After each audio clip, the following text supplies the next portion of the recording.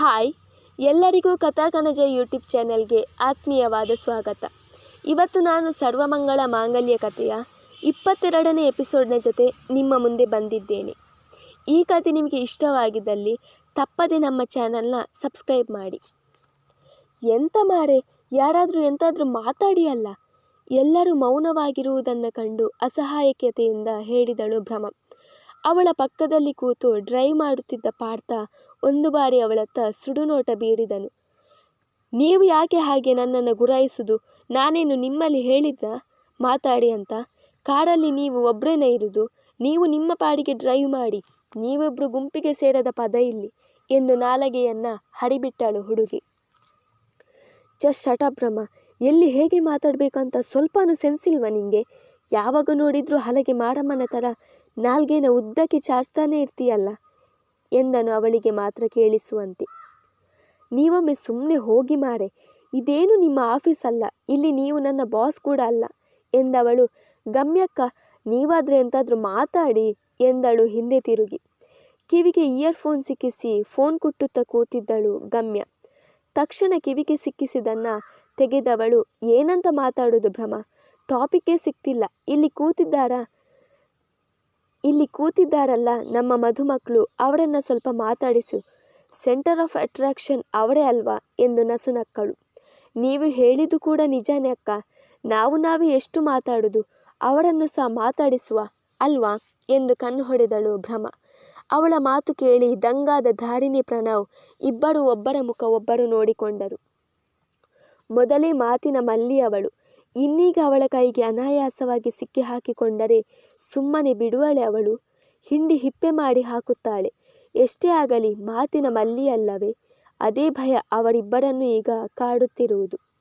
ಮತ್ತೆ ಪ್ರಣವ್ ಸರ್, ಮದುವೆ ಆದಮೇಲೆ ಹನಿಮೂನ್ಗೆ ಎಲ್ಲಿಗೆ ಹೋಗಬೇಕು ಅಂತ ಇದ್ದೀರಾ? ಊಟಿಗ ಇಲ್ಲ ಶಿಮ್ಲಾಗ ಎಂದು ಅವಳು ಕೇಳಿದರೆ ಪಾರ್ಥ ಪೆಚ್ಚಾದನು. ಹೇ ಈಡಿಯಟ್, ಜಸ್ಟ್ ಸ್ಟಾಪ್ ಇಟ್. ಅವಳು ಮದುವೆ ಆದಮೇಲೆ ಹನಿಮೂನ್ಗೆ ಊಟಿಗೆ ಆದರೂ ಹೋಗ್ತಾರೆ, ಲಂಡನ್ಗೆ ಆದರೂ ಹೋಗ್ತಾರೆ. ಅದು ಅವಳ ಪರ್ಸ್ನಲ್ ಮ್ಯಾಟರ್. ಅದನ್ನು ನೀನು ಯಾಕೆ ಕೇಳ್ತೀಯಾ? ಅಧಿಕ ಪ್ರಸಂಗಿ ಎಂದನು. ನೀವು ಸ್ವಲ್ಪ ಸುಮ್ಮನೆ ಇರ್ತೀರಾ ಪಾರ್ಥ ಸರ್? ನಾನು ನಿಮ್ಮಲ್ಲಿ ಮಾತಾಡ್ತಿಲ್ಲ, ಪ್ರಣವ್ ಸರ್ ಹತ್ರ ಮಾತಾಡ್ತಾ ಇದ್ದೀನಿ. ಮಧ್ಯೆ ನಿಮ್ಮದು ಎಂತ ಕಡ್ಡೆ ಅಲ್ಲಾಡಿಸಿಕೊಂಡು ಎಂದು ಜವಾಬು ಕೊಟ್ಟೇ ಬಿಟ್ಟಳು. ಹಣೆ ಚಚ್ಚಿಕೊಂಡು ಸುಮ್ಮನಾದನು ಪಾರ್ಥ. ಹೇಳಿ ಪ್ರಣವ್ ಸರ್, ನಮ್ಮ ಧಾರಿಣಿಯನ್ನು ಕರ್ಕೊಂಡು ಎಲ್ಲಿಗೆ ಹನಿಮೂನ್ಗೆ ಹೋಗ್ತೀರಂತ ಎಂದು ಅವಳು ಮತ್ತೆ ಅದೇ ಪ್ರಶ್ನೆ ಎತ್ತಿದರೆ ಧಾರಿಣಿ ಕಸಿವಿಸಿಕೊಂಡು ಅವಳತ್ತ ಸುಡುನೋಟ ಬೀರಿ ಸುಮ್ಮನೆ ಇರುವಂತೆ ಹೇಳಿದಳು. ಆದರೆ ಅದನ್ನೆಲ್ಲ ಅವಳು ಗಣನೆಗೆ ತೆಗೆದುಕೊಳ್ಳುವ ಮಗಳೇ. ಪ್ರಣವ್ ಸರ್ ಹೇಳಿ, ನಮ್ಮ ಕಡೆ ಆ ಥರ ಎಲ್ಲ ಹನಿಮೂನ್ಗೆ ಹೋಗೋ ಸಂಪ್ರದಾಯ ಇಲ್ಲ. ಸ್ವಲ್ಪ ರಿಚ್ ಇದ್ದವರು ಹೋಗ್ತಾರೆ ಅಷ್ಟೇ. ನಮ್ಮ ಕಡೆ ಎಲ್ಲ ಮದುವೆ ಮುಗಿದ ಮೇಲೆ ಮದುವೆ ಮಂಟಪದಲ್ಲಿ ಕಳೆದು ಹೋಗಿರೋ 4 ಸೌಟು ಬಟ್ಟಲು ಲೋಟೆಯನ್ನು ಹುಡುಕುವುದರಲ್ಲಿ ಅರ್ಧ ಹನಿಮೂನ್ ಮುಗಿದಿರುತ್ತೆ ಎಂದಳು ಭ್ರಮ. ಮನೇಲಿ ಇನ್ನೂ ಅದರ ಬಗ್ಗೆ ಏನು ಡಿಸೈಡ್ ಮಾಡಿಲ್ಲ ಭ್ರಮ. ಸದ್ಯಕ್ಕೆ ಆ ಥರ ಯಾವ ಪ್ಲ್ಯಾನ್ ಕೂಡ ಇಲ್ಲ ಎಂದನು ಪ್ರಣವ್. ಧಾರಿಣಿ ಮಾತ್ರ ತಲೆ ತಗ್ಗಿಸಿ ಹಾಗೆಯೇ ಕೂತಿದ್ದಳು. ನಂತರ ಯಾವ ಪ್ರಶ್ನೆ ಕೇಳಬೇಕು ಎಂದು ತಲೆ ಓಡಲಿಲ್ಲವೇನು ಹುಡುಗಿಗೆ. ಸುಮ್ಮನಾದಳು. ತುಸು ಹೊತ್ತಿನ ನಂತರ ಮತ್ತೆ ತನ್ನ ಶಾಲೆಯನ್ನು ಹಚ್ಚಿಕೊಂಡವಳು. ಪಾರ್ಥ ಸರ್, ತುಂಬ ಬೋರ್ ಆಗ್ತಿದೆ, ಒಂದು ಸಾಂಗ್ ಆದರೂ ಹಾಕಿ ಮಾಡೆ. ಅದಕ್ಕೆ ಸಹ ಯಾಕೆ ಕುರೆ ಕಟ್ತೀರಾ ಕೇಳಿದಳು. ಅವಳತ್ತ ತಿರಸ್ಕಾರದ ನೋಟ ಬೀರಿದವನು ಇನ್ನು ಮಾತನಾಡಿದರೆ ತನಗೆ ಉಳಿಗಾಲ ಇಲ್ಲ ಎಂದುಕೊಂಡು FM ಆನ್ ಮಾಡಿದ್ದ. ಅದರಲ್ಲಿ ಉಪೇಂದ್ರ ಮೂವಿಯ ಕರಿಮನಿ ಮಾಲೀಕ ಸಾಂಗ್ನ ಏನಿಲ್ಲ ಹಾಡು ಬಂದಿತ್ತು. ಆ ಹಾಡು ಹರಿದು ಬಂದಾಗ ಧಾರಿಣಿ ಪ್ರಣವ್ ಇಬ್ಬರು ಒಬ್ಬರ ಮುಖ ಒಬ್ಬರು ನೋಡಿಕೊಂಡು ತಮಗೂ ಅದಕ್ಕೂ ಯಾವುದೇ ಸಂಬಂಧ ಇಲ್ಲ ಎಂಬಂತೆ ಸುಮ್ಮಗಾದರು. ಆದರೆ ಮಾತಿನ ಪ್ರಿಯೆ ಸುಮ್ಮನೆ ಇರಬೇಕೆ? ಎಂಥ ಪ್ಯಾಥೋ ಸಾಂಗ್ ಸರ್ ಇದು? ನಾವು ಹೋಗ್ತಾ ಇರೋದು ಶಾಪಿಂಗ್ ಮಾಡೋಕೆ, ಯಾವುದು ಬೊಜ್ಜಕ್ಕೆ ಅಲ್ಲ. ಒಂದು ಯಾವುದಾದ್ರೂ ಚಂದ ಇರುವ ಹಾಡು ಹಾಕಿ, ಜೋಶ್ ಇರುವಂಥದ್ದು, ಡಿಚ್ಚಿಕ್ ಎಂದು ಅವಳು ಹೇಳಿದರೆ ಅಳಬೇಕೋ ನಗಬೇಕೋ ತಿಳಿಯದಾಯಿತು ಪಾರ್ಥನಿಗೆ. ತಕ್ಷಣ ಹಾಡನ್ನು ಬದಲಾಯಿಸಿದನು.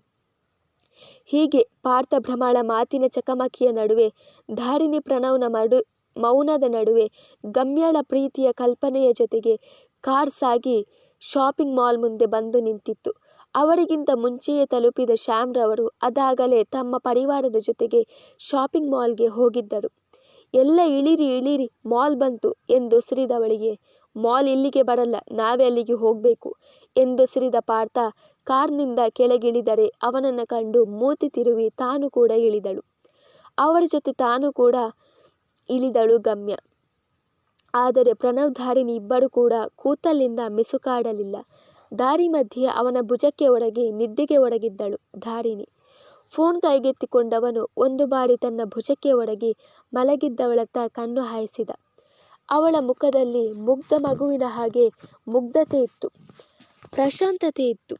ಅವಳನ್ನೇ ಎವೆಯಿಕ್ಕದೆ ನೋಡಿದವನು ವಾಸ್ತವದ ಅರಿವಾಗುತ್ತಲೇ ತಲೆ ಕೊಡವಿಕೊಂಡು ಅವಳನ್ನು ಎಚ್ಚರಿಸಲು ನೋಡಿದ.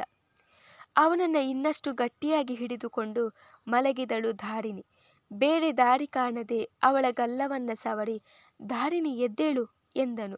ತಕ್ಷಣ ನಿದ್ದೆಯಿಂದ ಎಚ್ಚೆತ್ತುಕೊಂಡವಳು ತಾನು ಅವನಿಗೆ ಆತುಕೊಂಡು ಮಲಗಿರುವುದನ್ನು ಕಂಡು ತನ್ನನ್ನು ತಾನೇ ಹರಿದುಕೊಂಡಳು. ಅವನಿಂದ ದೂರ ಸರಿದು ಸಾರಿ ಎಂದೊಸರಿದವಳು ಕೆಳಗಿಳಿದಳು. ಅವಳ ಮಾತನ್ನು ಕಿವಿಗೆ ಹಾಕಿಕೊಳ್ಳದ ಪ್ರಣವ್ ಕೂಡ ಕಾರಿನಿಂದ ಇಳಿದನು. ಎಲ್ಲರೂ ಶಾಪಿಂಗ್ ಮಾಲ್ ಒಳಹೊಕ್ಕು ತಮ್ಮ ಪರಿವಾರದ ಸದಸ್ಯರನ್ನ ಕೂಡಿಕೊಂಡರು. ಲಿಫ್ಟ್ ಮುಖಾಂತರ ಹೋಗುವಾಗ ಧಾರಿಣಿ ಪ್ರಣವ್ ಇಬ್ಬರಿಗೂ ಹಿಂದೊಂದು ಬಾರಿ ನಡೆದ ಅವಘಡ ನೆನಪಾಗಿತ್ತು. ಆದರೂ ಒಬ್ಬರಿಗೊಬ್ಬರು ತೋರಿಸಿಕೊಳ್ಳಲಿಲ್ಲ. ಧಾರಿಣಿ, ಪ್ರಯಾಣ ಹೇಗಿತ್ತಮ್ಮ ಎಂದು ಮುದ್ದಿನ ಸೊಸೆಯ ಬಳಿ ಕೇಳಿದಳು ಮೇಘ. ಹಾ ಆಂಟಿ, ಎಲ್ಲ ಸುಖಕರವಾಗಿತ್ತು ಎಂದಳು ಮುಗುಳು ನಗುತ್ತಾ. ಅದ್ಯಾಕಮ್ಮ ಅವಳನ್ನು ಆಂಟಿ ಅಂತ ಕರೀತೀಯ? ಅವಳು ನಿನ್ನ ಅತ್ತೆ ಆಗೋಳು. ಆಂಟಿ ಅನ್ನೋ ಬದಲು ಅತ್ತೆ ಅಂತಾನೆ ಕರಿಬಹುದಲ್ಲ ಎಂದರು ನೀಲ. ಹೌದು ಹೌದು ಧಾರಿಣಿ, ಆಂಟಿ ಹೇಳ್ತಾ ಇರೋದು ಸರಿಯಾಗೇ ಉಂಟು ಅತ್ತೇ. ಆಹಾ, ಕೇಳುವಾಗಲೇ ಎಷ್ಟು ಚಂದ ಕೇಳ್ತದೆ ಕಿವಿಗೆ ಇಂಪಾಗಿ ಎಂದಳು ಭ್ರಮ ನಗುತ್ತಲೇ. ಇದಕ್ಕೇನು ಕಮ್ಮಿ ಇಲ್ಲ, ಸ್ಕೋಪ್ ತಗೊಳ್ಳೋದನ್ನು ಇವಳನ್ನು ನೋಡಿ ಕಲಿಬೇಕು ಎಂದು ಮನದಲ್ಲೇ ಹೇಳಿಕೊಂಡನು ಪಾರ್ಥ. ನೋಡಿ, ಯಾರ್ಯಾರಿಗೆ ಏನೇನು ಬೇಕೋ ಅದನ್ನೆಲ್ಲ ಈಗಲೇ ತೆಗೊಂಡು ಬಿಡಿ. ಆಮೇಲೆ ಮನೆಗೆ ಹೋದ್ಮೇಲೆ ಅದನ್ನು ತೆಗೊಳ್ಳಿಲ್ಲ ಇದನ್ನು ತೆಗೊಳ್ಳಿಲ್ಲ ಅಂತ ಹೇಳಬೇಡಿ ಎಂದು ಮೊದಲೇ ತಾಕೀತು ಮಾಡಿದ ಶ್ಯಾಮ್ರವರು ರಾಮ್ ಹಾಗೂ ಸುಧಾಕರ್ ರವರ ಜೊತೆಗೆ ತಮಗೆ ಬೇಕಾದ ಬಟ್ಟೆಗಳನ್ನು ಖರೀದಿ ಮಾಡಲು ಹೋದರೆ ಇಲ್ಲಿ ನಾರಿಮಣಿಗಳ ಖರೀದಿಯ ಪೈಪೋಟಿ ಪ್ರಾರಂಭವಾಗಿತ್ತು. ಧಾರಿಣಿ, ನಿಂಗೆ ಯಾವ ಸೀರೆ ಇಷ್ಟ ಆಗುತ್ತೋ ಅದನ್ನೇ ತೆಗೊಳ್ಳಮ್ಮ. ಮದುವೆ ಹುಡುಗಿ ನೀನು, ಹಣದ ಬಗ್ಗೆ ಯೋಚನೆ ಮಾಡಬೇಡ, ಮಾಡೋಕೆ ಹೋಗಲೇಬೇಡ. ಎಲ್ಲ ನಿನ್ನ ಮಾವಂದಿರು ನೋಡ್ಕೋತಾರೆ ಎಂದ ಮೇಘರವರು. ಚೋಟು, ಅವಳಿಗೆ ಯಾವ ಸೀರೆ ಚೆನ್ನಾಗಿ ಒಪ್ಪುತ್ತೆ ಅಂತ ನೀನೇ ನೋಡಿ ಸೆಲೆಕ್ಟ್ ಮಾಡಮ್ಮ. ಹಾಗೆ ನಿನಗೂ ಬೇಕಾದ ಬಟ್ಟೆಗಳನ್ನು ತೆಗೋ. ನಾಡಿದ್ದು ಮದುವೆಯಲ್ಲಿ ನೀನು ಕೂಡ ಮಿಂಚಬೇಕು ಎಂದವರಿಗೆ ಭ್ರಮಳ ಮೇಲೂ ಅತಿಯಾದ ಪ್ರೀತಿ. ಆದರೆ ಆ ಪ್ರೀತಿ ಭವಿಷ್ಯದಲ್ಲಿ ಅದೆಂತಹ ಇಕ್ಕಟ್ಟಿಗೆ ಅವರನ್ನು ಸಿಕ್ಕಿಸಿ ಹಾಕುತ್ತದೆ ಎಂಬ ಪರಿವಿಲ್ಲ ಅವರಿಗೆ. ಸರಿ ಆಂಟಿ ಎಂದವಳೆ ಕೆಂಪು ಬಣ್ಣದ ಸೀರೆಗೆ ಬಂಗಾರದ ಬನ್ನು ಅಂಚ ಬಂದಿರುವ ಭಾರಿ ಬೆಲೆಯ ದುಬಾರಿ ಸೀರೆ ಒಂದನ್ನು ತೆಗೆದು ಧಾರಿಣಿಯ ಮೇಲೆ ಹಾಕಿ, ವಾವ್ ಧಾರಿಣಿ, ಈ ಸೀರೆ ನಿಂಗೆ ತುಂಬ ಚಂದ ಒಪ್ಪುತ್ತೆ ಮಾಡೈತಿ ಎಂದವಳು. ಆಂಟಿ, ಒಂದ್ಸಲ ಇಲ್ಲಿ ನೋಡಿ ಅಂತೆ ನಿಮ್ಮ ಸೊಸೆಯನ್ನ ಎಂದು ಕರೆದಳು ಸೀರೆ ಆರಿಸುತ್ತಿದ್ದ ನೀಲ ಮತ್ತು ಮೇಘರವರನ್ನು. ತಕ್ಷಣ ಅವಳತ್ತ ತಿರುಗಿದವರು, ಅರೆ, ಎಷ್ಟು ಬೇಗ ಸೀರೆ ಸೆಲೆಕ್ಟ್ ಮಾಡಿದ್ದೀಯ ಚೋಟು, ನಿನ್ನ ಟೇಸ್ಟ್ ತುಂಬ ಚೆನ್ನಾಗಿದೆ. ಧಾರಿಣಿ ಈ ಸೀರೆಯಲ್ಲಿ ತುಂಬ ಲಕ್ಷಣವಾಗಿ ಕಾಣಿಸ್ತಾಳೆ ಎಂದರು ಮೇಘ. ನೀಲ ಆಂಟಿ, ನಿಮಗೆ ಇಷ್ಟ ಆಯ್ತಾ? ಅವಳ ಒಪ್ಪಿಗೆಯೂ ಕೇಳದೆ ಬಿಡಲಿಲ್ಲ ಹುಡುಗಿ. ನಮ್ಮ ಮೇಘ ಹೇಳಿದ ಮೇಲೆ ಅಲ್ಲಿಗೆ ಮುಗೀತು. ನಿಜಕ್ಕೂ ನಿನ್ನ ಅಭಿರುಚಿ ತುಂಬ ಚೆನ್ನಾಗಿದೆ ಎಂದು ನಸುನಕ್ಕರು ನೀಲ. ನೀವು ಮಾತ್ರ ಒಪ್ಪಿಕೊಂಡ್ರೆ ಸಾಕಾ? ನಮ್ಮ ಪ್ರಣವ್ ಸರ್ ಒಪ್ಪುದು ಬೇಡವಾ ಎಂದವಳು ಪಾರ್ಥನ ಜೊತೆ ಸೇರಿ ತನಗೆ ಬಟ್ಟೆ ಖರೀದಿಸುತ್ತಿದ್ದ ಪ್ರಣವ್ನ ಕರೆದು ಅವನಿಗೂ ಆ ಸೀರೆಯನ್ನು ತೋರಿಸಿದಳು. ನಿಜಕ್ಕೂ ಆ ಸೀರೆ ಅವಳಿಗೆ ಬಹಳ ಚೆನ್ನಾಗಿ ಒಪ್ಪುತ್ತಿತ್ತು.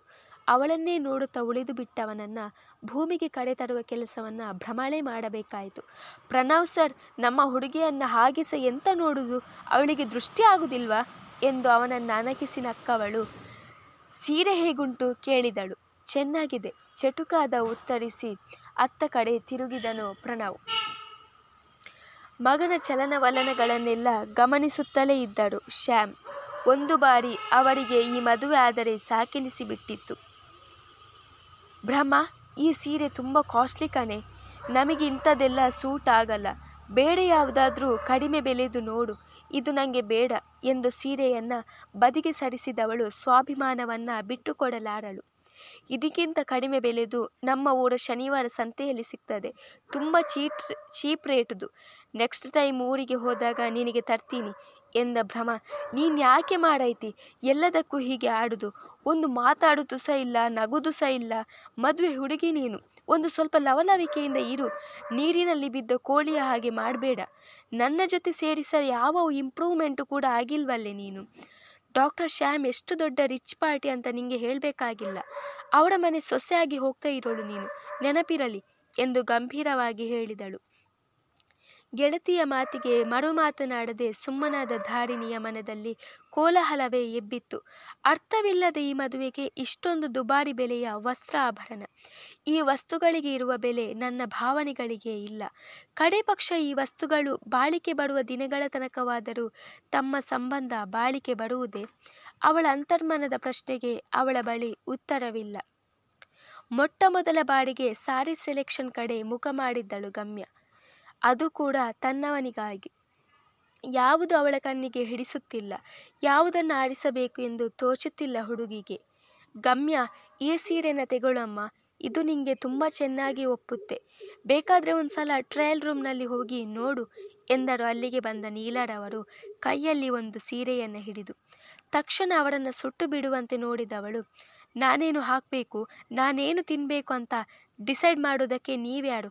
ನನಗೆ ಯಾವ ಬಟ್ಟೆ ಹಾಕೊಂಡ್ರೆ ಚೆನ್ನಾಗಿ ಒಪ್ಪುತ್ತೆ ಅಂತ ನಿಮಗಿಂತ ಚೆನ್ನಾಗಿ ನನಗೆ ಗೊತ್ತಿದೆ. ನೀವು ನನ್ನ ವಿಷಯದಲ್ಲಿ ಇಂಟರ್ಫಿಯರ್ ಆಗೋದು ನನಗೆ ಇಷ್ಟ ಇಲ್ಲ ಎಂದವಳೆ ಕೈಗೆ ಸಿಕ್ಕ ಸೀರೆಯೊಂದನ್ನು ಹಿಡಿದು ಟ್ರಯಲ್ ರೂಮಿನೊಳಗೆ ಹೋದರೆ ನಿಡುಸು ಇದ್ದ ನೀಲಾರವರು ಅಲ್ಲಿಂದ ಮೇಘರವರಿದ್ದ ಕಡೆ ಹೋದರು. ಟ್ರಯಲ್ ರೂಮಿನೊಳಗೆ ಬಂದವಳು ಕಡೆ ಮಾಡಿದ್ದು ತನ್ನವನಿಗೆ. ಧುಮುಗುಡುತ್ತಲೇ ಕಡೆ ಸ್ವೀಕರಿಸಿದವನು, ಏನು ಗೋಳೆ ನಿಂದು? ಪದೇ ಪದೇ ಫೋನ್ ಮಾಡಿ ಯಾಕೆ ನನ್ನ ಪ್ರಾಣ ತಿಂತೀಯ ಎಂದು ಕೇಳಿದನು.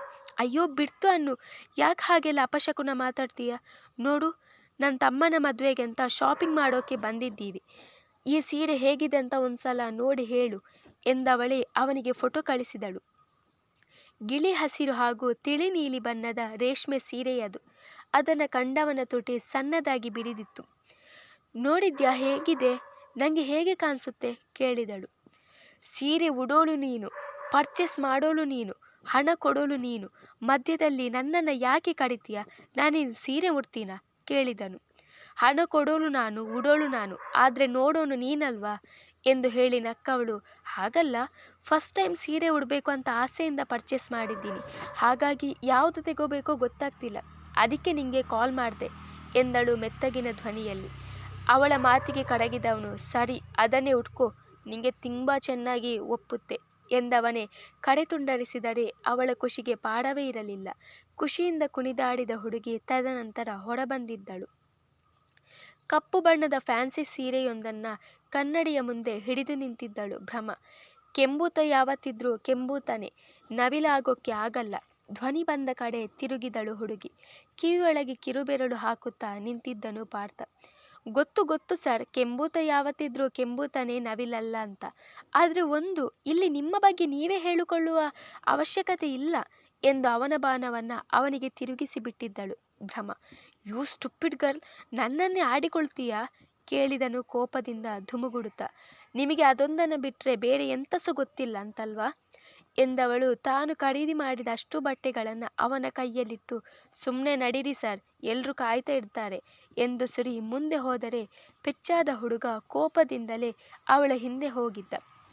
ಮನೆ ಮಂದಿ ಎಲ್ಲ ಮದುವೆಗೆ ಬೇಕಾದ ಬಟ್ಟೆಗಳನ್ನು ಖರೀದಿ ಮಾಡಿ ಮತ್ತೆ ಮನೆ ಕಡೆ ಹಿಂದಿರುಗಿದರು. ಮುಂದುವರಿಯುವುದು ನೋಡು. ನೀನು ಅದೇನು ಮಾಡ್ತೀಯೋ ನಂಗೆ ಗೊತ್ತಿಲ್ಲ. ಈಗಿಂದ ಈಗಲೇ ಹೊರಟು ನಮ್ಮನೆಗೆ ಬಾ. ನನಗೆ ನಿನ್ನನ್ನು ನೋಡಬೇಕು ಅಂತ ತುಂಬ ಆಸೆ ಆಗ್ತಿದೆ ಅವಳೆಂದರೆ ಅವನು ಅವಕ್ಕಾದನು. ಏಯ್, ನೀನೇನು ಮೆಂಟ್ಲಾ? ಈಗ ಟೈಮ್ ಎಷ್ಟು ಅಂತ ಗೊತ್ತಾ ನಿಂಗೆ?